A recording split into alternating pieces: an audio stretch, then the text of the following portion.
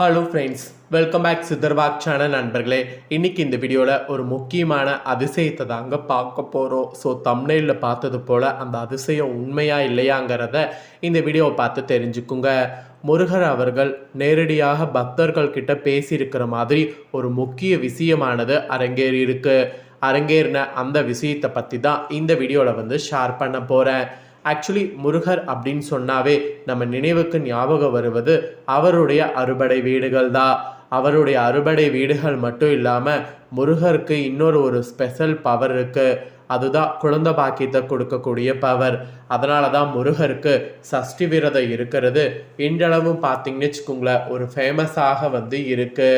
அதோடு முருகர் பார்த்தீங்கன்னு வச்சுக்கோங்களேன் அறுபடை வீடுகளில் தாண்டி நிறைய இடங்களில் ரொம்ப சிறப்பான முறையில் அமைந்திருப்பார்.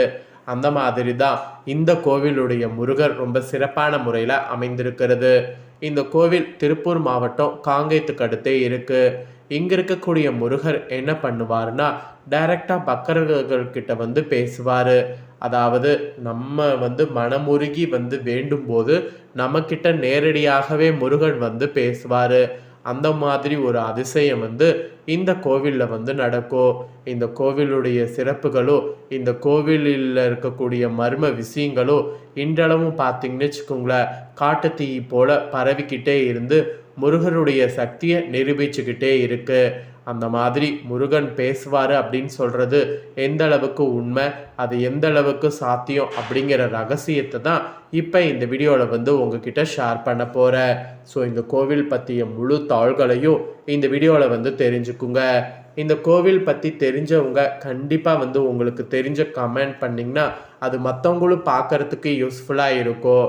அதனால் வீடியோ பார்க்கக்கூடியவங்க இந்த கோவில் பற்றி ஆல்ரெடி உங்களுக்கு தெரியும் அப்படின்னாலும் கமெண்ட் பண்ணுங்க. சரி, இப்போ முருகர் பேசினாரு அப்படின்னு சொன்னல, அது வாங்க எந்த அளவுக்கு உண்மை அப்படிங்கிறத இப்போ இந்த வீடியோவில் அதிரடியாக டீட்டெயில்டாக பார்க்கலாம். ஸோ இதை நீங்கள் ஃபுல்லாக பார்த்தீங்கன்னா மட்டும்தான் நான் சொல்லக்கூடிய விஷயம் உங்களுக்கு புரியும். அதனால் வீடியோவை ஃபுல்லாக பாருங்கள். ஸோ வீடியோவை ஆஃப்லே இருந்து பார்த்தீங்கன்னா கண்டிப்பாக உங்களுக்கு புரியாது. சரி, பக்தர்களோடு பேசக்கூடிய சிவன்மலை முருகன் உலக மாற்றங்களை கணிக்கக்கூடிய உத்தரவு பெட்டியுடைய ரகசியங்களை இப்போ பார்க்கலாமா வாங்க. சிவன்மலை முருகன் கனவுல உலகை கணிக்கக்கூடிய பேசும் தெய்வம் என இன்றளவுக்கு அழைக்கப்படுறாரு. இந்த கோவிலுடைய சிறப்பு குறித்து நிறைய பேர் தங்களுடைய விஷயங்களை ஷேர் பண்ணுறாங்க. அதாவது இந்த கோவில் மூலிமா நடந்த விஷயங்களை ஷேர் பண்ணுறாங்க. இது குறித்து அவங்க என்ன சொல்லியிருக்கிறாங்க அப்படிங்கிறத இப்போ நான் உங்களுக்கு சொல்கிறேன்.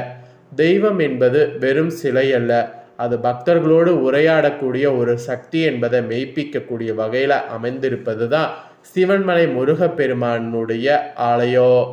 ஒரு பக்தருடைய கனவுல தோன்றி இந்த பொருளை என் சன்னதியில் கொண்டு வை என்று முருகன் உத்தரவிடுவதும் அந்த பொருள் உலக மாற்றங்களை கணிப்பதும் கேட்பதற்கே சிலிப்பூற்றக்கூடிய ஒரு ஆன்மீக அதிசயமாக இன்றளவு இருக்கிறது. ஆனால் இந்த அதிசயம் எப்படி அப்படிங்கிறது யாராலையுமே கண்டுபிடிக்க முடியல. முருகப்பெருமான் திடீரென ஒரு பக்தருடைய கனவுல தோன்றுவார். அந்த பொருளை வைக்கணுங்கிற மாதிரி சொல்லுவார். அந்த பொருள் சமுதாயத்தில் அப்போதைக்கு தாக்கத்தை ஏற்படுத்தும். அது பாசிட்டிவான தாக்கமாகவும் இருக்கலாம், இல்லை நெகட்டிவான தாக்கமாகவும் இருக்கலாம். ஆனால் ஏதாவது ஒரு வகையில் அந்த பொருள் தாக்கங்களை ஏற்படுத்தும். அந்த பொருள் அப்போதைக்கு உத்தரவு பெட்டியில் வைத்து பூஜையும் செய்யப்படும். திரும்ப அவரே வேறு பொருள் கோர்ற வரைக்கும் அந்த பழைய பொருள் தான் வைத்து பூஜை செய்யப்படும்.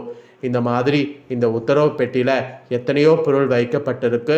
அத்தனை பொருளுமே இது வரைக்கும் பார்த்தீங்கன்னு வச்சுக்கோங்களேன் பெரிய தாக்கத்தை ஏற்படுத்தியிருக்குன்னு சொன்னால் அது மிகையாகாத ஒரு உண்மை.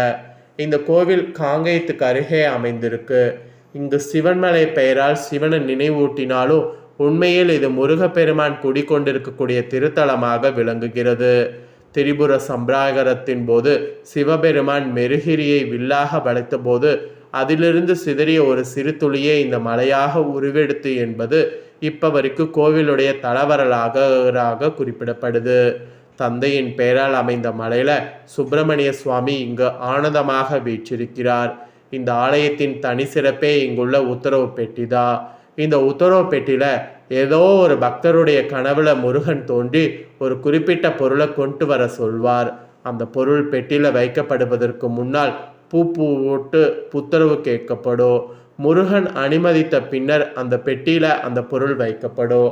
அந்த பொருள் அப்போதைக்கு சமுதாயத்தில் நிகழப்போகக்கூடிய மாற்றங்களை முன்கூட்டியே உணர்த்தக்கூடிய ஒரு குறியீடாக பார்க்கப்படுது.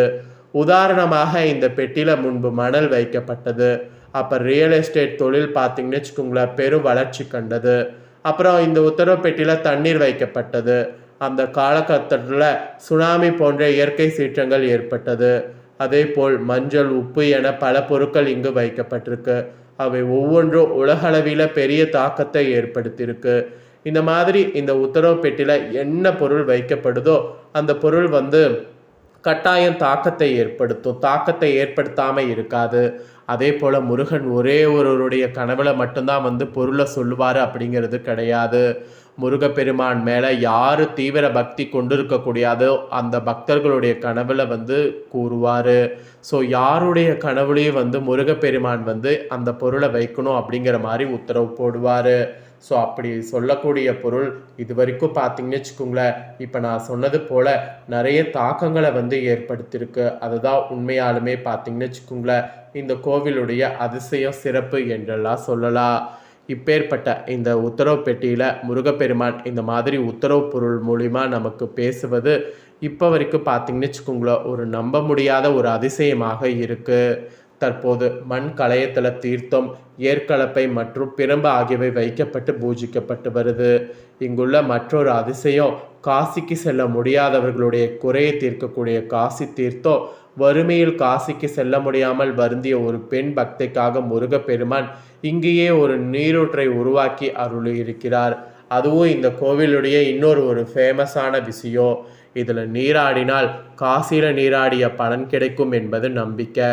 மேலும் தீராத காய்ச்சலால் அவதிப்படுவவங்க இங்கே இருக்கக்கூடிய ஜீவர லிங்கேஸ்வரருக்கு ரசம் சாதம் நெய்வேத்தியம் செய்து வழிபட்டால் குணமாகும் என்பது இன்றளவுக்கும் நம்பிக்கை. பொதுவாக அனைத்து கோவில்கள்லேயும் விநாயகரை வழிபட்ட பின்னரே முருகனை தரிசிப்பாங்க.